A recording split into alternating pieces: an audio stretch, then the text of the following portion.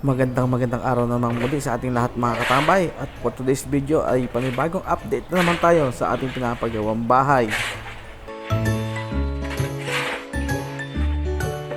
For today's video nga pala gumawa sila ng forma buong araw at hindi na nga nakuhanan ng buo ni Mrs. ang kanilang ginagawa. At hapon na siya nakapagkuha ng video. Sayang at hindi natin nakuhanan lahat.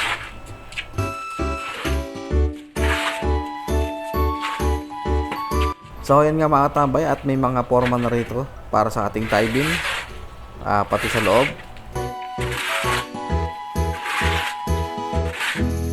So ngayon nga mga tambay ay bubuhusan na lang ang ating mga tie beam dito sa side nito. At ganoon din para sa side nito mga tambay. Ito yung nasa loob ng bahay namin. So makikita nyo talagang makipot galing to sa may pintuan namin. Ito yung dati namin pintuan papunta sa aming banyo. Kung mapapansin mga tambay, meron ng buhos dito sa side na ito para sa ating tie beam. Dito na sila sa may bandang poste. Tim kalbo. Tim kalbo.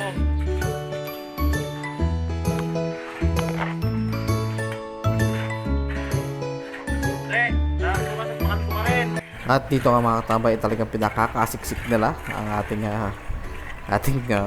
beam o yung tie beam, o ang tawag ata sa Tagalog biga sa ilalim.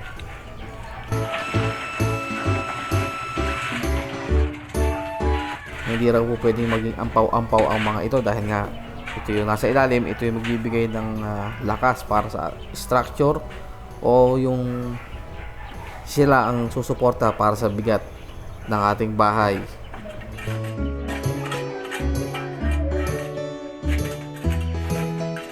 Pasensya na po kayo at merong mga umiiyak dito sa aming kapitbahay. Joke lang.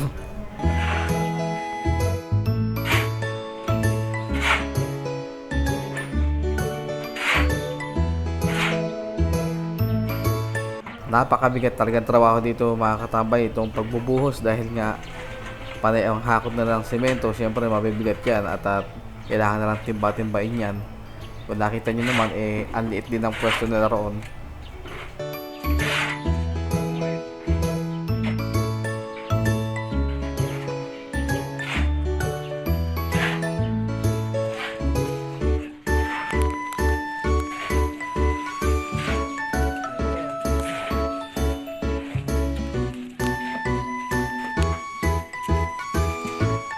Kahit na mas masikip doon sa pwesto na lang pinaghahaluan mga katambay, mas pinili nila doon at talagang naninis na lang nila kaysa naman maghahalo sila doon pa sa labas ng bahay. Kasi nga ang bigat ang binubuhat nila, at kung sa malayo pa naman gagaling mas lalo sila mapapagod. At least dyan, kahit medyo masikip, abuto na lang sila.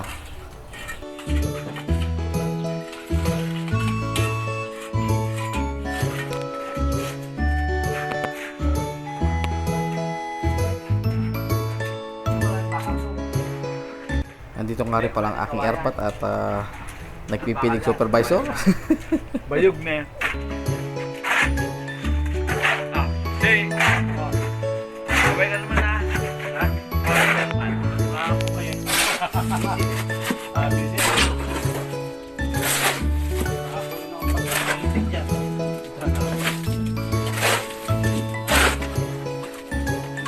So ayan, nakita nyo naman mga katambay, di ba?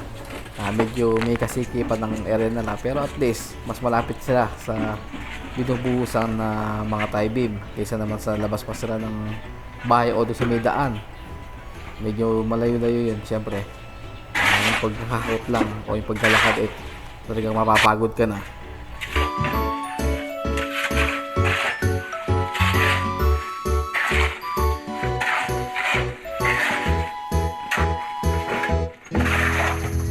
So ayan nga mga katambay, at pinagdalawhanan na lang ang paghahalo, at sabi nga para mapabilis daw ang kanilang pagbuhos dahil nga maghahapon na rin dito.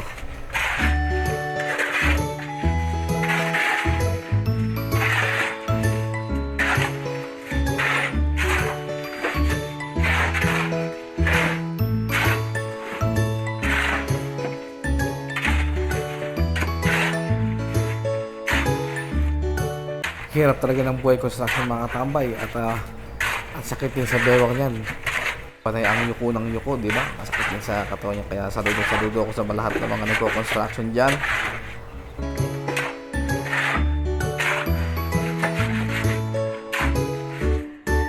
Sinabihan ko nga rin pala si Mrs. na pagka may time ay kumpletuhin din ang mga listahan ng ating mga ginagamit ng mga semento at bakal para ma-audit natin siya. Hindi mga tambay, siyempre para malaman natin kung ano yung mga o magkano yung mga ginagastos natin sa pagpapagawa ng bahay.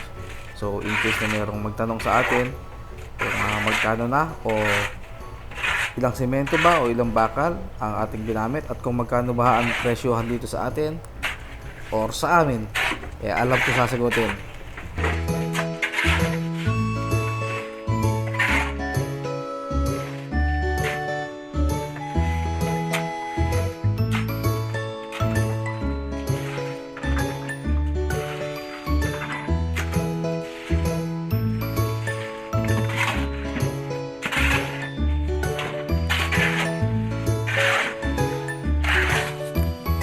Maganda na rin mga tambay na dito sila naghalo ng semento at dahil nalinis ang kapaligiran dito, syempre pagka malis ang lugar para siyang mas lumuwang ang area kahit papano. So ayun nga mga tambay at medyo didilim na sila ng pagtatapos dito sa ating pagbubuhos ng ating tie beam. So ito pala ang nabuhusan nila ngayon. Dito sa may side ito yung may parte na balak namin paggawaan ng hagdanan kung sakasakaling magkaroon kami ng second floor. Tapos dito sa may side na to, ito yung magiging banyo. Tie beam pa lang na forma ng bakal ang nakalagay. Dito sa kusina ganun pa rin naman. Puro nakaabang naman siya na tie beam. At popormahan na lang mga yan katulad dito. Lalagyan na lang ng forma yan para susunod mabuhusan na rin sila. Tignan nyo mga katambay, talagang butas-butas ng ating bahay, parang nanggaling sa gear sa gasa.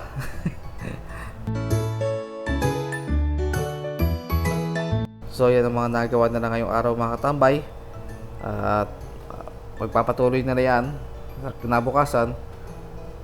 Pag yan nakikita mo, medyo masarap na sa pakiramdam, masarap na sa mata na nakikita mo yung unti-unti na siyang nabubuo. Kung umabot ka hanggang dito sa dulo ng video natin mga katambay, baka pwede mo paki-like, share, and subscribe na rin kayo sa ating YouTube channel para lagi kayo magiging updated sa ating pinagagawang bahay. So dito rin pala nakapagbuhos na pati din sa parte ng poste na to. So hanggang dyan mga katambay, see you on our next vlog. Kalas!